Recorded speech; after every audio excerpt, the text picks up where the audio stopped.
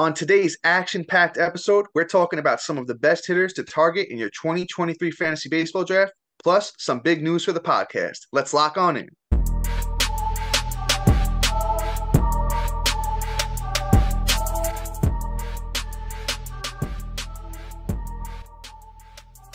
Hello, fantasy baseball fanatics. Welcome to the Fantasy Baseball MDs podcast, your number one source for growing your fantasy baseball knowledge. Thank you for making us your first listen each and every day. I'm your host, Dominic Martino, here with my co-host, as always, Matthew Ane. You. You can find us on all social media platforms and podcasting apps. Just search for the Fantasy Baseball MDs and we'll be there. Please like and subscribe if you can. Also, comment on YouTube, and we love interacting with you guys. So today, our first segment, can't bury the lead here, guys. We got a huge announcement for the podcast. We're now going to be a part of the Locked On family, which is we're so thrilled and pleased, thankful for the opportunity. If you guys don't know about Locked On, they're a huge podcasting network. You can find podcasts for all your favorite sports teams. They also have like the leagues themselves: MLB, NBA, NFL, NHL. And we're going to be, as I said, hosting the Locked On Fantasy Baseball podcast from now on. So just look out for the transition. Our page is now going to say Locked On Fantasy Baseball, not only on YouTube, on Apple, on Spotify. We won't be on the same feed anymore, so you won't see episodes on the Fantasy Baseball MDs page anymore. Yeah, Matt, chime in, brother. Go for Yeah. it. First, thank you to Locked On, and thank you guys all for being fans of the MDs. But we will be on the same YouTube feed. We will have the same channel. Yes. It's just the audio feed that's going to change. So you're going to have to look for the Locked On podcast on your podcast apps, whether it's Apple, Spotify, or etc. That's where that's going to change. YouTube stay the same. You'll still be able to find us in the same spot, just with a new name. But other than that, Dom, take it away. Sorry, my bad. No, you're beautiful, brother. Thank you. I appreciate it. Yeah, the Instagram will be the same as well. We will have a new Twitter and a new TikTok. TikTok as well. We will be on TikTok posting some shorts, some reels, giving you guys a little taste of our episodes. Other than that, once again, as Matt said, we're truly thankful for the opportunity. It's just a pleasure to work with everybody at Locked On. And let's get right into our big segment of the day, guys, because we know that's what you're here for. So we're talking hitters to target for your 2023 fantasy baseball drafts, right? Now, we tried to do a mix of some bigger names that are undervalued and some deeper guys, that you can get towards the end of your drafts.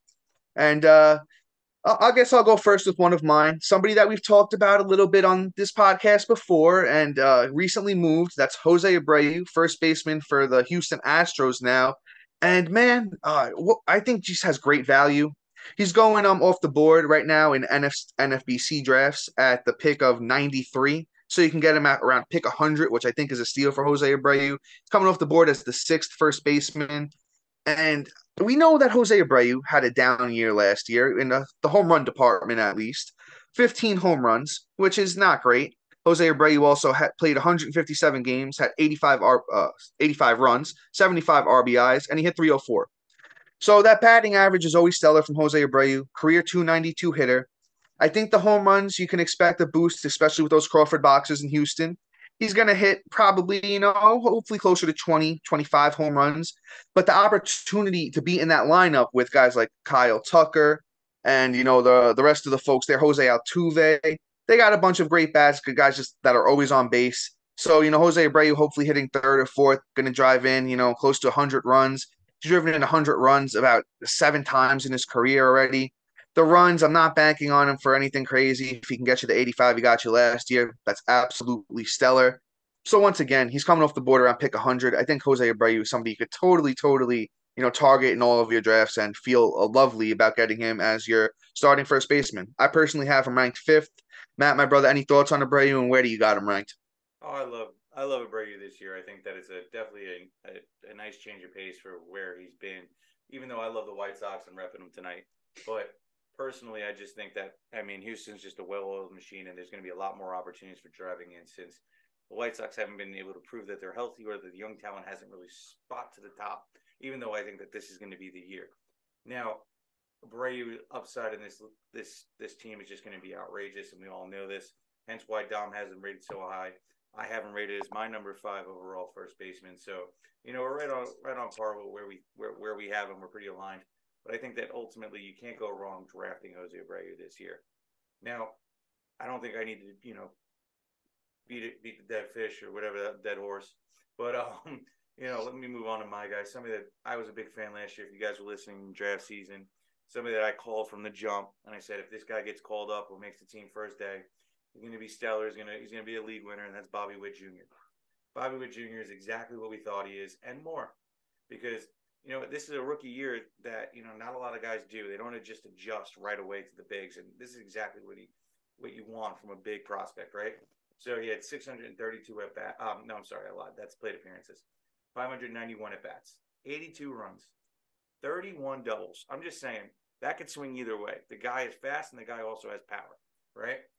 6 triples. Now that's something to say too, because again, that means you had to hit the ball almost to the fence. If not hit the fence, it's going to make a difference. 20 bombs. Now that's where I see he's going to be going up. I think he's a 30-30 guy at minimum. I think he hit 35, possibly 40. That guy's got power. And honestly, if everybody was watching him during spring training last year too, he hit a couple grandies. Kid is lights out. I think he's going to have a huge, huge step forward this year, and I think he's going to be a top 10 player this year in overall fantasy. On top of that, he had 30 stolen bases. And that's something to say. I say he could be a 30-30 guy. I think it's right on par what he's going to give you every year. He has 1 or 2 less, I'm not going to be upset. He also had 80 ribbies, which is stellar, and I think that team's only going to get better, so I think there's more ribby opportunities. And the only thing that was a little bit on the down last year was his batting average. But quite honestly, I'm not really worried. The year before, in 2021, he batted 290. So I think that ultimately he's ready to – that's going to take a tick back up. Maybe not 290, maybe 285, maybe 280, and that's stellar. That's a top 10 player right there, and I draft him every time. The kid is young as hell. Let me pull up his age. I apologize. I mean, the kid's 22 years old. I mean, if I'm in a dynasty league, he's one of my top 5 picks personally. That's just me. I think he's going to be absolutely incredible. And just watch this year. He's going to be a fantasy darling this year. And God, the sky's the limit. Done. Yeah, Matt, great analysis. Now, see, I'm in sync with you in the fact that Bobby Witt is just he's one of the best young talents in the game for sure, 100%. And if you're in a dynasty league, startup dynasty, startup keeper, definitely first round talent. If Matt said top 5, maybe possibly if you want a third baseman early, definitely somebody that I'd be targeting for sure in a startup dynasty or keeper. Redraft, it's a little tougher for me because there are a few guys at third that I do like a little bit better. Maybe not so much at short, but third base, there's a few guys that I do have ahead of them that I do like. Like I would probably take in redraft specifically. Once again, guys, I got Jose Ramirez over him, got Austin Riley over him, got Nolan Arenado over him, and Manny Machado. You could argue with me about Rafael Devers because that Red Sox team is absolutely not looking like they want to win this year. So Rafael Devers is another story. Now back to our main guy here, Bobby Witt Jr. He had a great year last year. Matt read you off his numbers. He was a 4-tool guy. And as Matt said, I do expect that batting average to take a tick up this year. Maybe not as high as Matt was saying, but if he hits, 265, 270, I'd be absolutely pleased. And then he becomes a 5-tool guy. Runs in the RBIs. I don't know how much huge of a leap those are going to take. That really depends on the guys around him. If, somebody would talk about later, little tease there. If somebody like that guy takes the step up and, Salvador Perez is healthy all year, I could see bigger numbers. Go ahead, Matt. I'm sorry. The Italian breakfast, man. Oh yeah, the Italian breakfast too, Mr. Vinny P, who we talked about last week. If you want some Vinny P analysis, be sure to check out that episode. So now with that team around him, it kind of depends on those guys because we know Bobby has the talent. Here's my biggest gripe though, Matt. You got to take him at pick 8 right now. Over the last month, NFBC ADP, the only place that's doing drafts at the moment, you got to take him number 8. So you're really banking on that upside of Bobby, the home runs taking a step forward. I will give you this though. Bobby Witt had the 4th fastest sprint speed. So he was the 4th fastest from home to first last year in the whole league. So I'm not worried about the speed at all. Once again, just it's you're paying for the upside here really. You're paying for him to be a first round talent. Not saying you can't do it. But in redraft specifically, there's a few guys that I might take over him. I would love to get Bobby in like the 3rd round this year, but that's absolutely not happening. And another guy, real quick, Julio Rodriguez going up there in the top 2. I don't know if I want to pay up for that. If you're a risk taker, go ahead, be my guest and do it. But it's going to be tough with Bobby. He's an absolutely extraordinary talent. Just going to be tough for me personally to take him that high in redraft. Once again, take him high and just move on in those dynasty redraft leagues. So I'll move on to my next player here. Somebody I think Matt has the jersey on of right now, if I'm seeing it correctly. Yes, And sir. Matt told me when we did the show notes today that I stole this guy from him, and that's Mr. Eloy Jimenez, one of Matt and I's favorite players. Matt has him as a keeper in our big leagues, had him for a few years. Now, couple problems here with this guy, but see the value is good on him. I believe he's coming off the board right now in NFBC ADP as the number 18 outfielder, pick 73.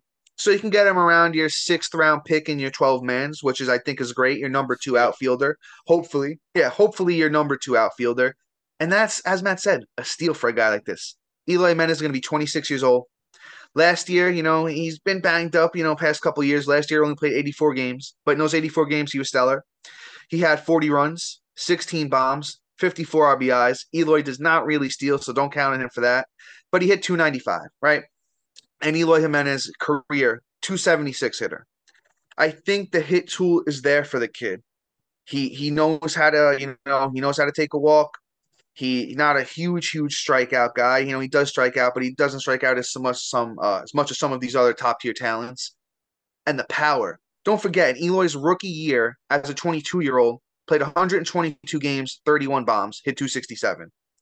So I think, if Eloy could stay on the field, 30 plus bombs, the RBIs and the runs might not be great in that White Sox lineup, maybe 80-80, but he's going to hit you for a great batting average too. And with outfield being so thin this year, you got to take a chance on a guy like Eloy. I just think, as a 26-year-old this year, he's going to be great.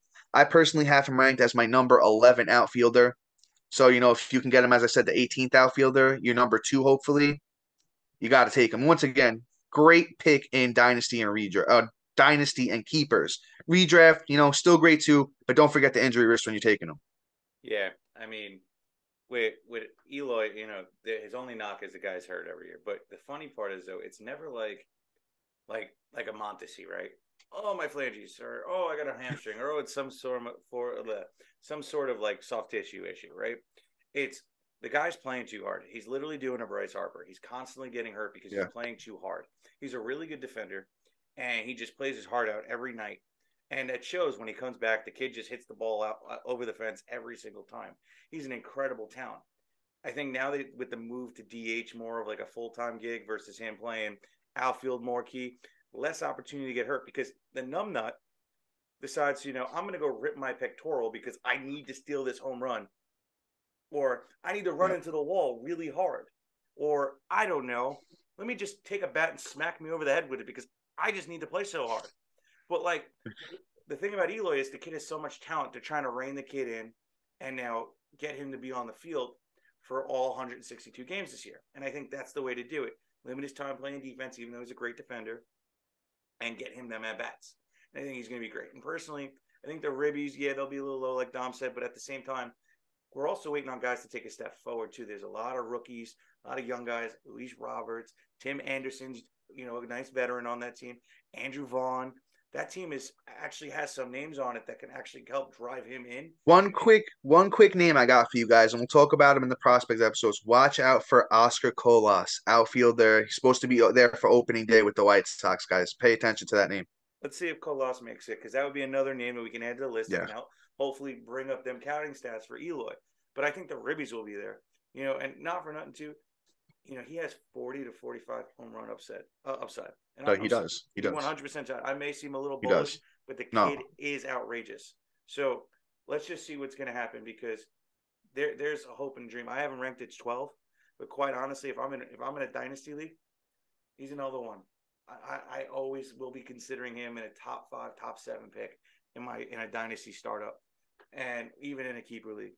Redrafts, if you're getting him in the 6th round, which it will not be when we get closer to draft season, I think he's going to be more in the fourth. He might be some people's outfield one, and I'm okay with it. I think this kid is going to be incredible this year. Let me take a step back. Let me move off I went too long. He is my guy.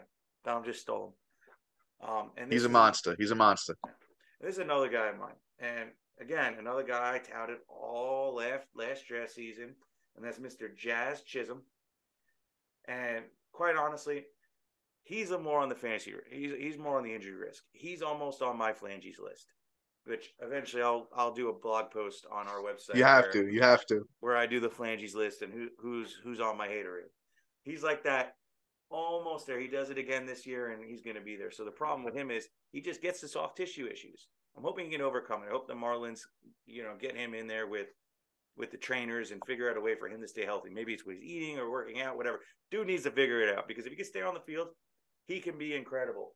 Now, this is just a short little tidbit of what he did last year. In 213 at-bats, he had 39 runs, 10 doubles, 4 triples, 14 bombs in 241 at-bats. 60 games. Yeah, that's ridiculous, right? 45 ribbies. 45 ribbies on Miami Marlins. Are you kidding me? Are you kidding me? He's clutch. When people aren't basing for him, he's making sure things are getting done. He's incredible. And then 12 stolen bases. He has 30 stolen base upside. He's going to get you those counting stats. But the batting average is where he lacks, 254.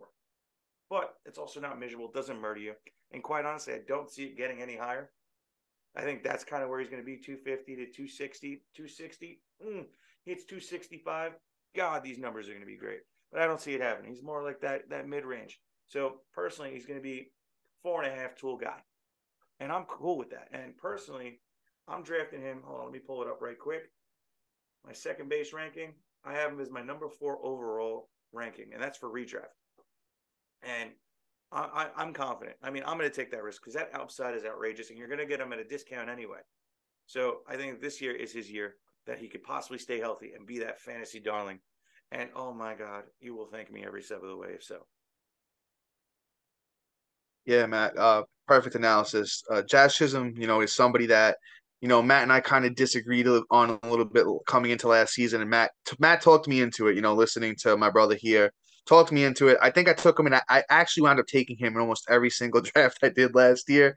And it paid off until, he decided I'm not going to play for the whole second half of the season, which then killed me. But as Matt read off, his numbers were absolutely stellar last year.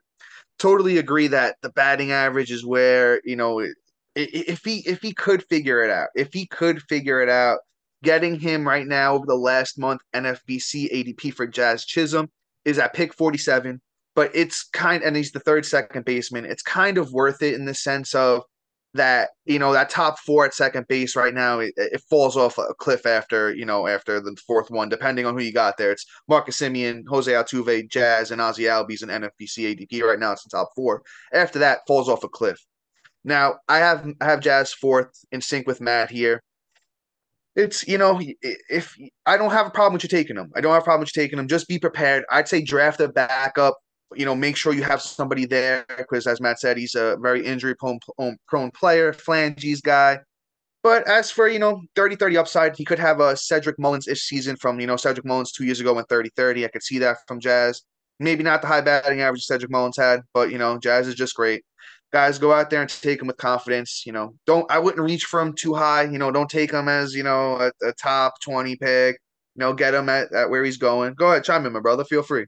Also, nice backup, since this guy's going to miss about a month, maybe a month and a half. Go for it. You draft Jazz, and then you draft Trevor Story late. Oh, yeah. There you go. And then you got it. You got it covered. When Jazz finally decides to get hurt, you just put in Trevor Story. Yeah, that's actually a good take, man. I do like that. I think that's a great backup. But guys, once again, take Jazz, like Matt said, and I said, make sure you have a backup for him. We'll keep it pushing though, guys. We're gonna head on to our next player here, which is my last guy, and that's somebody you may not have heard of. If you tuned out near the end of last season and you weren't paying attention, you might have missed this guy. So that's why we're bringing him up to you now. Well, somebody I picked up in all my leagues, helped me win a championship last year. That's Oscar Gonzalez, outfielder for the Cleveland Guardians. Now, whew, this kid is young. He's fun. He comes up to the SpongeBob theme song. He comes up against the Yankees to the SpongeBob theme song last year and absolutely killed us in the playoffs. And I'm just, as a Yankee fan, I'm watching and I'm like, oh my God, this guy. But as a fantasy baseball fan, I'm like, oh my God, this guy. So with Oscar Gonzalez last year, 24 years old, came up, played 91 games, He had 362 at bats, 39 runs, 11 bombs, 43 RBIs, stole a base, and he hit 296. Now, the thing is, in 2021 in the minors for Oscar Gonzalez, check out these numbers: 121 games, 70 runs, 24 doubles, 31 home runs, 83 RBIs, chipped in a steal, and he had 293. And Oscar Gonzalez's whole career in the minor leagues, he hit 297, 283, 292, 293, 293, 270, and then in the bigs last year, 296. So I think Oscar Gonzalez's upside is 30 plus bombs. You know, that lineup is looking pretty good over there in Cleveland with Jose Ramirez, Stephen Kwan, and the rest of them boys. And, so the RBIs and runs should be solid for him. So, I could say 85 runs, 30 plus bombs, 85 RBIs. Maybe he'll chip in a few steals, but don't count on it with a high batting average. Now, where outfield is such a tough position this year, if you haven't looked into it, man, it falls off a cliff. It really does. But Oscar Gonzalez is somebody that's falling down draft boards right now. Matt, you know where you can get this guy? The 41st outfielder, pick 177. Give me So you're that. being, yeah, all day. Give me Oscar Gonzalez all day as either my utility, even a bench guy. I know he'll probably start climbing up boards, because we're talking about. I'm sure other places are going to talk about him as well, and I'm sure as the fans, do their research, he's going to move up. But even if he moves up 10 spots and you get him at 31, your third outfielder, your utility, you're not going to be mad with Oscar Gonzalez there, right? Now let's see. I'm bullish on him, so I got him ranked 24. Which is might be a little high, but I'm not. See, guys, once again, two things. Let me point out real quick. Matt and I's rankings, once again, if you're new here or if you don't recall, Matt and I's rankings are based on head-to-head category leagues and roto, not points, unfortunately. So that's what we're talking about. We're talking about our rankings. And two, just because I have somebody ranked higher doesn't mean I'm always taking him there. You have to feel out your draft rooms. You have to make sure you know what's going on. I have him ranked that high because I love him, and I would take him that high if I have to, not necessarily mean I'm doing it. Just wanted to make sure you guys understand that. But Matt, what's your thoughts here on Oscar Gonzalez, and where do you got him ranked, my brother? I don't need to say much other than the fact that I have him ranked at 29. And Oh, there you go. Yeah. If I can get him at 41st outfielder, shoot, you might as well call me Omar the 10 pitcher because I'm going to be pitching at 10th the whole damn time. You know what I'm saying? Yes, sir. Anybody look up that child story from back in the 1900s? It's a funny story. But anyway, it's going to be an incredible steal at that pick. I think that he's going to have a great season. I think he's going to build on it. I think the Guardians are going to be a great team this year. They're going to be dangerous in that AL.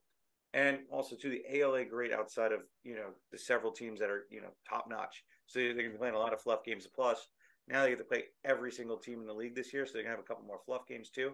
I think he's going to be really nice this year. That schedule is going to really help him out. So other than that, I don't think I need to cover any more than that. And let's bring up to my last guy. And you might as well call this the royalty list. Yeah. Because I'm bringing up another Kansas City Royal, and that's MJ Melendez. Now, everybody's like, oh, why is he talking about MJ Melendez? He had a bad year last year. He didn't really have a bad year. He had a very streaky year surrounded by a lot of slumps, right? So last year, he had 460 at-bats. He had 57 runs, 21 doubles, 3 triples, 18 home runs, 62 ribbies. He had 2 stolen bases and whatever. You can't count on that. He struck out a lot, which is kind of expected when you see a guy come up to the bigs. This is kind of more normal outside of like Bobby Witt, right? This is what you expect to see, and he batted 217 on the year. But he had a lot of moments of genius where he went streaky for a couple weeks, where he was hitting multiple bombs in games, and he was really doing his job there. And this is why I'm talking about him, right? It's not because of what he did last year outside of the passing the eye test and having a couple spurts. Let me read you what he did in 2021. This is the key. This is why I'm going to go based off of this, what he did in the minors. In 448 at-bats in 2021, MJ Melendez had 95 runs, 22 doubles, three triples, 41 home runs. 41, just to let you know. 103 ribbies. Stolen bases 3 again, so he chipped you in a couple. And he batted 288. That is key right there. So this is a young kid, catcher, also not playing every day either because he's a catcher and ain't able to get in his groove and getting called up mid-season. So there's a lot of things going in play for him where he's not able to adjust to the bigs the way you would like a full time hitter to do, like a first baseman, an outfield, or any other hitting position other than catcher, right? So now give him the whole offseason, spring training, and get that stuff going. He's going to be an everyday catcher this year, I think, at least almost every day, because I think they're moving. Well, it's going to be interesting to see what they do Yeah, there. but I think I he's going to play full time. What's his face? He's going to play outfield most of the year this year. So that's what I was hearing. So if that's the case, I think he's going to be the main catcher. And on his off days, he's probably just going to play DH. So I think that there's going to be a lot going on for him. This kid starts getting in a rhythm, starts getting adjusted to the bigs. That home run upside is going to be phenomenal. And I mean, it's not like I have him ranked outrageously high either. He's just one of my guys. He's on my sleepers too, which we'll get later into the season. But MJ Melendez right now, I'm not even bullish on him. I haven't ranked 11, right? I'm not being crazy on him, but the upside is there. And I mean, to be completely honest, after like the 6th or 7th catcher, you're pretty much taking a dart throw anyway, right? He's just a guy I feel confident in that, hey, I can wait and I can scoop him up, and that upside is outrageous. And honestly, he's probably going to start shooting up them draft boards once we start seeing him in spring training, where this kid starts slugging the ball out of the park. Like, this is where we're going to be like, bam, man, he's not. I'm not even going to be able to rank him 11 because I'm going to have to go up to get him. So, like, there's a lot of things at play to get MJ Melendez. And, he's just a name you write down in your book. You come back in mid-March and you start saying, yeah, I need to get him. That's it. That's all I got. Well, I'll chime in off based off what you're saying there, Matt. See now, if you could, I have him ranked. I have MJ Melendez ranked 12th, and if you could get him there, I'd absolutely love it. Thing is, I think everybody's already on him No because doubt. right now, last month, NFBC ADP, MJ Melendez going off the board as the 7th catcher, pick 96. Not mad at the pick, a little bit mad at where he's going, Yeah. especially when you could get Wilson Contreras after him, Wilson's brother William Contreras after him, somebody else I'm high on at catcher, Tyler Stevenson after him, and Sean Murphy after him. Now, I would take all of those guys. I have them all ranked ahead of MJ, Same. but MJ is a great player, and I do just want to vibe off of one thing that Matt said. As far as I can see, as far as I know, I think MJ is going to split time with Salvador Perez at catcher. Salvador Perez a little more of a veteran presence at catcher, got good framing, and just has been playing the catcher position for long. So last year, MJ Melendez played 38 games in the outfield. So I think, the young athletic guy like MJ Melendez, they're going to move him around a little bit. I think he even played a little first base in the minors, if I remember correctly, as well. So I could see him moving all around the field. If Vinny P needs an off day, maybe they throw MJ at first. Salvador Perez needs an off day, maybe he's catching. I can't name too many of the Royals outfielders, unfortunately. So, I could probably see MJ in the outfield on some days as well, right? So he'll be moving all over the field. As far as his statistics go, I think MJ Melendez is a threat to hit you 30 bombs at the catcher position, which is going to be absolutely wonderful. And don't forget, now that I'm saying he's going to play outfield, he might play first base, he's going to play DH, he's going to be in the lineup a lot. So if you're slotting MJ Melendez in at your catcher spot, you're getting a guy that's going to play a lot more games than the average catcher. Catchers play maybe 4 times a week max. So if MJ Melendez is playing 5, 6 days a week, you're going to get the value there. So once again, big bomb threat. Runs and RBIs, as we said with Bobby Witt, kind of depends on how that team develops around him. We named all the guys that are on that team: Vinny P, Salvador Perez, Bobby Witt. That if all those guys get it rocking, the runs and RBIs are going to be good. Batting average could be a little, suspect. So it's gonna be interesting to see how it goes. But guys, we pretty much are gonna wrap things up here. We're gonna lead in with a little bit of interesting news coming up for you guys. So stay tuned for that. Got a lot of cool things we're going to talk about there. But as I said, we're going to keep it pushing. Let's rock out, Matt, to the next segment. I don't know if you want to take the lead. Should I take the lead, brother? You're a better reader than I am. You can go for it. Fair enough. Fair enough. So, guys, here with the news now. We're going to wrap things up soon. So, biggest thing here, guys, that I want to talk to you about in regards to fantasy baseball and news. MLB.com has been releasing their top 10 prospects at every position, starting, I believe, at the beginning of the week. They have relief pitcher, starting pitcher. I think first base is out. Maybe one or two other positions that are missing. And then the full MLB top 100 list comes out on January 26th. So my thing is for fantasy baseball, you want to familiarize yourself with those names, especially like the top 20 guys. So when you're going to make pickups this year, Guys, it's gonna be something you need to know. You need to know these names. You need to know who these guys are, the top guys. Matt and I are going to do a prospect episode, so make sure you guys look out for that. It's going to be an absolutely stellar episode. Matt and I go deep with the prospects this year. We're both close to 200 prospects. We might not go that deep on the episode, but we're going to hit you hard. We'll probably try and maybe do 2 episodes, do a top 50 each, and then we'll do 100. I don't know. Just throwing it out there. Make sure you watch it though. Matt, any other thoughts, notes here and on fans for as far as prospects go? Uh, Also, just to let everybody know too, you got to keep up with the international signing because that just happened as well. Yes, it did. They're going to be tying into that, so that's why the rankings haven't came out yet. But it's going to be nice. A lot of names, a lot of cool possibilities. Look out. We'll probably do like a top 25 episode, and then if somebody wants to email us or hit up our website and then contact us that way, we'll send you our rankings. Our rankings are already posted for our regular MLB pool. Our rankings for our top 100, our top players. So we're always free to give it out. Just hit us up and we'll give it to you.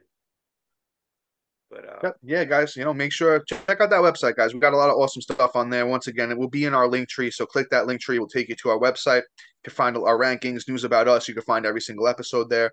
So make sure you check that out. Now, got a few minor sightings here. Most won't be super fantasy relevant, but if you're playing those 15 mans, those deep leagues, AL, NL only, these are things you're going to want to know. So Aroldis Chapman signs a 1 year deal with the Royals. I think he got almost $4 million.